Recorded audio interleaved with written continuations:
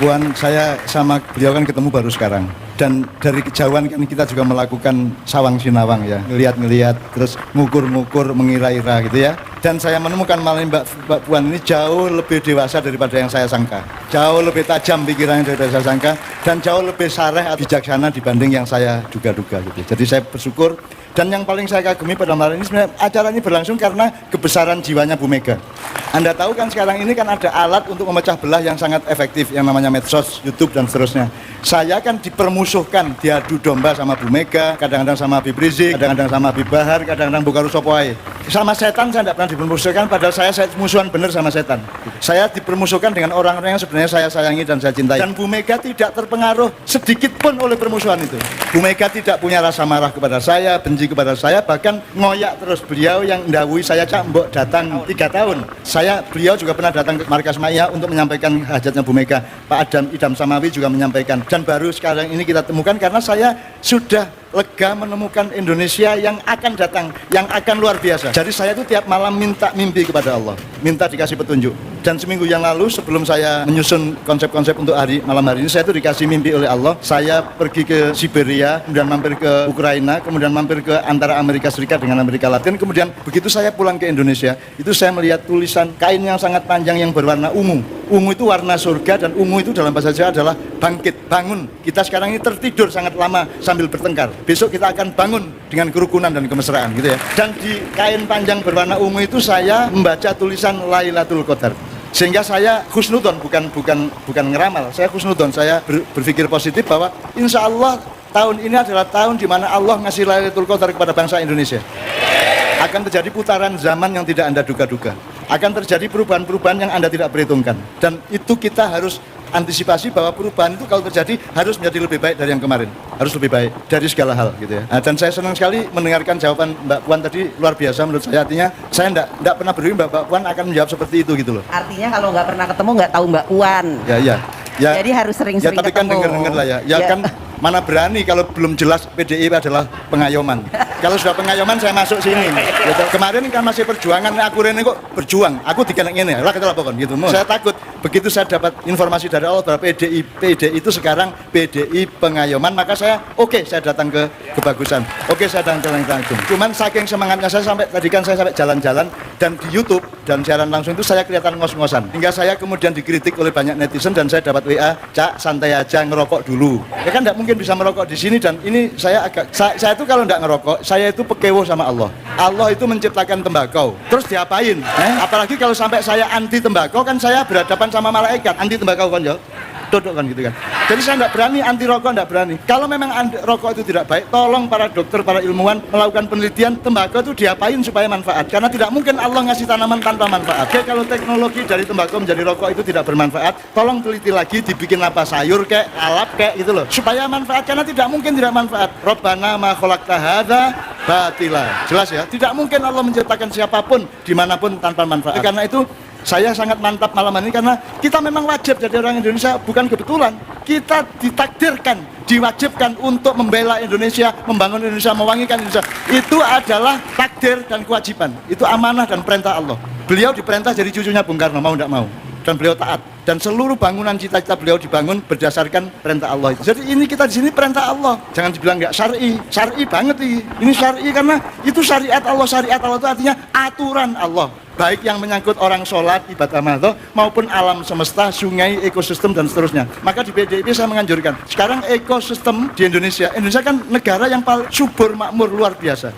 Tongkat kayu dan batu jadi tanaman. Kurang piye ya? Enggak ada di seluruh dunia, hanya Indonesia yang sesubur itu, semakmur itu, dan rempah-rempahnya tidak terbatas. Betul enggak? Covid sebenarnya kalah sama rempah-rempah. Kalau Anda melihat kurva atau grafik keterpaparan Covid di Indonesia dengan di negara lain, Anda akan kagum. Dengan penduduk sebanyak ini, dengan kesembronoan rakyatnya dan keberanian rakyatnya untuk tidak pakai masker, gitu, ngawur di mana-mana, nekat di mana-mana. Seharusnya yang terpapar itu kan ratusan juta, betul enggak? Tapi faktanya, ya, Malaysia lebih banyak, Vietnam lebih banyak, penduduknya hanya 1/10 kita. Jadi kita ini bangsa yang dahsyat, bangsa yang top. Tolong setiap pemimpin menyadari itu dan berangkat mensyukuri masa depan Indonesia dengan kesadaran bahwa Indonesia adalah bangsa istimewa. tanahnya istimewa, tanamannya istimewa, rempah-rempahnya istimewa, mentalnya istimewa. Ya, nggak bisa dibikin sedih, Bu, Mbak Puan. Ini nggak bisa sedih. Sudah jelas nggak bisa makan, sudah jelas jualannya nggak laku, sudah jelas susah di rumah terus dihilang-hilang sampai ngiler. Tapi yang guyang-guyu, cengenges saya, ketemu aku cek merokok aja, itu bangsa Indonesia kok, gitu. Bangsa yang tidak tertandingi. Kalau orang Amerika mengalami kayak Anda, modern.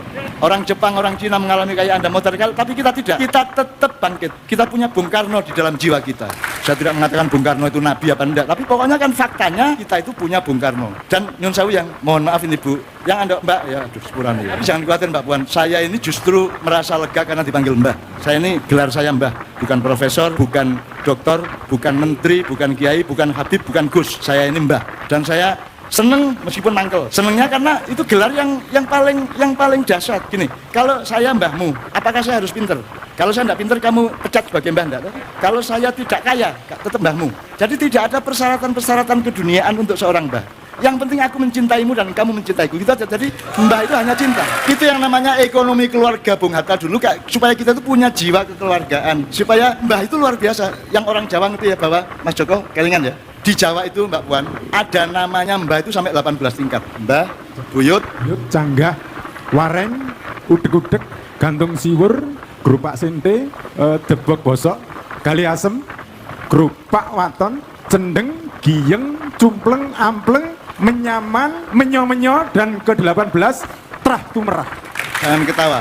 Kalau sebuah bangsa memiliki kesadaran sejarah sampai 18 tingkat, Bung Karno mengatakan jas merah. Dan kita ingat sejak itu sampai 18 generasi, betul enggak? Wahai Amerika, wahai Rusia, wahai semua negara-negara yang merasa kuat dan adik kuasa, jangan pikir kalian benar-benar berkuasa, karena kami adalah bangsa dengan peradaban yang punya skala waktu 18 generasi. Sehingga ilmu kita, manajemen kita akan jauh melebihi kalian semua. Cuman masalahnya sekarang belum tepat presidennya, gitu aja. Jangan marah. Saya tidak mengatakan salah loh ya. Saya tidak mengatakan salah atau jelek, enggak, belum tepat. Kalau bahasa Jawa itu ada bener, Mbak Puan, ada pener. Itu sudah bener, tapi belum bener gitu. Jadi itu mohon maaf ya, saya bukan mengkritik, tapi memang saya itu penasaran dengan kebesaran Indonesia yang tidak bisa kita wujudkan. Dan aku ingin besok pagi setelah sebelum dan sesudah 2024 kita akan mengalami revolusi besar dari dalam diri kita. Bukan revolusi untuk menjatuhkan presiden dan penguasa, revolusi yang akan dipimpin oleh presiden dan para sesepuh lainnya.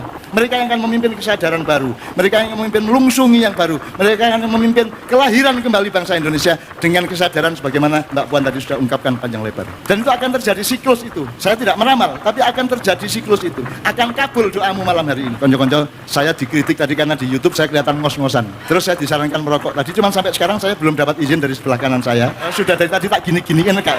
Terus tak cekel-cekel kak. Walah, terus ngilangin nih aku. Ini arek-arek los ngono.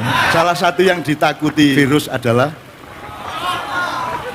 tapi nanti dimarahi sama WHO sama. Enggak, maksud saya, semua itu kan ada konteksnya, ada nawaitunya gitu loh. Anda rabi dengan rabi beda. Ada rabi mergo nafsu, ada rabi mergo kesejahteraan cita-cita keluarga. Kan sekarang ngerokok untuk apa, ngerokok karena apa, dengan niat apa, dalam konteks apa, kan ya duru ala illatihi kalau kata usul fikih kan gitu kan. Jadi semua yang saya katakan itu kan tolong lihat asal usulnya. Misalnya kalau di maknya kan meso boleh enggak? Iki Mbak senengannya meso. Nah, usah aku ngomong diancuk seweneng ini. Dua bal, wow gitu. Terus saya bilang, meso itu kan spontanitas alamiah dari setiap orang yang merasakan sesuatu yang menggelisahkan. Misalnya, aduh gitu ya. Cok gitu kan. Yang enggak boleh itu misui ya. Kalau misui itu peristiwa sosial, kalau misui itu peristiwa subjektif individual. Jadi misalnya ngeden, enggak apa-apa di WC-nya sendiri, tapi nek kon ono daya terus kon nah, itu berarti menghina tamumu kan gitu kan. Ya jadi di Ma'iyah kita terangkan semua peta titik-titik titik-titik ilmu dengan proporsinya masing-masing. Kita harus lengkap. Saya sama Bu Mega dipermusuhkan. Bu Mega tidak sedikit pun terpengaruh dan Bu Mega tetap meminta saya datang ke sini. Sekarang dipertemukan dengan putrinya. Coba kok sekarang kok ketemunya? Itu kan ini konotasi, itu namanya konotasi. Kadang-kadang orang dihukum karena konotasi orang lain toh. Wah, itulah pikiranmu dewe. Itu kan perasaan adik saja, ya toh? Gitu. Tapi kita bahagia malam ini. Kita optimis untuk Indonesia masa depan. Ya, Anda adalah generasi emas. Anda adalah orang yang dijadikan oleh Allah, oleh Tuhan untuk mewarisi kekuatannya demi masa depan bersama. Wa nuridu an namunna 'alal ladzina stud'ifu fil ard wa naj'aluhum a'immah wa naj'aluhumul warithun. Aku berjanji kata Allah kepada semua hamba-hambaku di muka bumi yang diinjak-injak, yang dilemahkan. Dia akan aku warisi kekuatanku dan akan aku jadikan pemimpin di masa yang akan datang. Anda adalah pemimpin masa depan, ya. Ya gak nasional toh, ya di kampung barang gak masalah, Kita enggak butuh kebesaran, kita tuh butuh kesungguhan. Kita ya. Kata beliau tadi, meskipun kecil saya ingin jadi bagian dari yang membangun Indonesia kan gitu kan. Jadi enggak apa-apa, ketua RT enggak apa-apa. PDIP ranting enggak apa-apa. Asal pengayoman, gitu. Jadi mulai malam hari ini Mbak Puan bahkan merespon, loh, enggak bisa PDIP mengayomi semuanya. Kalau gitu kalimatnya gini, semua pihak, semua golongan, semua parpol, semua ormas, semua kelompok saling mengayomi satu sama lain. Itu aja, kok repot gitu. Itu aja kok repot kata Gus Dur ya. Cuman saya enggak terus kangen kayak ya. Gus, pokoknya sampean jadi presiden nanti jangan berhubungan lagi dengan Nyai Roro Kidul. Anda Nyai Roro Kidul itu ada 2 bersaudara, satu Nawang Wulan itu Nyi Kanjeng Ratu Kidul. Terus ada adiknya namanya Nawang Syekh itu Nyi Roro Kidul. Jadi Anda selama itu salah kaprah. Yang Anda maksud Nyi Roro Kidul sebenarnya adalah Kanjeng Ratu Kidul kakaknya. Jadi itu ada 2 bersaudara. Saya sering ketemu di Selatan Keraton di Jogja sana gitu. Saya sering ketemu. Ya salam ya, sampean adiknya Mbak Yuni. Nek sampean adiknya aku Mbak Yuni, sampean Mbak Yuni aku adiknya gitu ya. Anggitmu kontok sing gelem kabeh ya gelem arek-arek dapurane arek-arek gitu. Gitu sekalian, itu semua saya pelajari loh teman sekalian. Semua Bu, Mbak Pian, semua saya pelajari. Sekarang ini saya sedang bikin drama judulnya Reriungan. Reriungan itu artinya judulnya melungsungi. Melungsungi itu Bu, lahir kembali. Kalau ular ganti kulit, kalau lobster, udang ganti ragangan. Kalau ulat jadi kepompong, jadi kupu-kupu. Kalau Garuda, umur 40 tahun, Garuda akan mencakar-cakarkan cakarnya di batu-batu padas di gunung sampai tanggal. Paruhnya ditotol-totolkan di batu-batu padas sampai tanggal. Bulunya dibikin rontok. Kemudian di antara 10 Garuda akan ada 3-4 yang lahir kembali, bulu-bulunya tumbuh kembali paruh dan cakarnya. Kemudian jadi Garuda yang sakti perkasa. Dan aku minta Anda semua adalah Garuda yang sudah melungsungi dan menjadi Garuda baru. Garuda baru yang akan melanglang buana dan memimpin kesejahteraan seluruh dunia. Ini doa saya sangat serius. Bahwa tidak terkabul sudah biasa. Tapi kalau ternyata kabul jangan kaget. Allah penuh kejutan, betul enggak? Jangan kaget. Ternyata loh, saya dulu jilbab itu kan saya perjuangkan sekedarnya saja, ternyata kabul kok. Sekarang semua jilbaban, 98% muslimah di Indonesia jilbaban. Wadam jilbaban, kurang lebih. Pengemis jilbaban, petani-petani di sawah jilbaban. Dikabulkan oleh Allah apa yang saya perjuangkan. Padahal saya juga tidak berjuang amat, tidak sampai ngoyo-ngoyo ya, tidak. Pokoknya menyadarkan saja bahwa wanita itu boleh memilih apa yang nyaman untuk dia, termasuk jilbab itu toh. Ternyata dikabulkan oleh Allah. Meskipun saya tidak dapat royalti dari toko-toko penjual jilbab. Tidak ada masalah, saya tidak minta jasa, saya tidak minta apapun, saya tidak minta reward dari Anda. Aku tidak peduli engkau menghargai aku atau tidak. Aku tidak peduli engkau mengapresiasi aku tidak.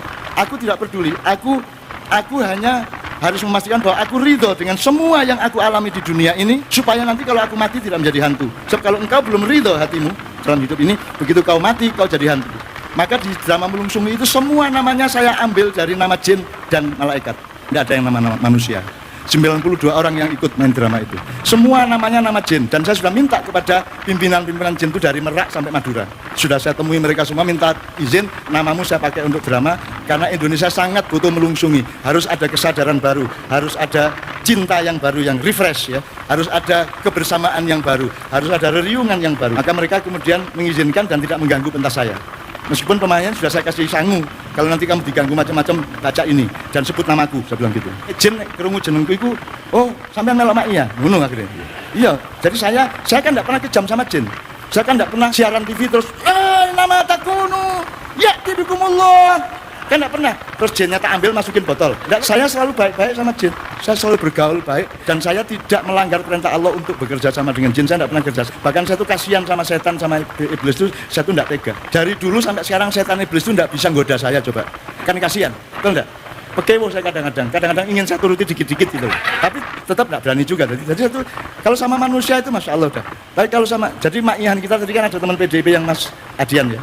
Mas Adian kan bilang, saya kan Kristen, masa saya masuk forumnya Cak Nun? Terus Mbak Indah menjawab, di forumnya Cak Nun itu jangankan orang Kristen, jin setan masuk boleh. Betul enggak? Setan salah apa Mas? Aku takut setan salah apa? Kok setan jadi kambing hitam di Indonesia? Asal ada orang jahat yang disalahkan setan toh?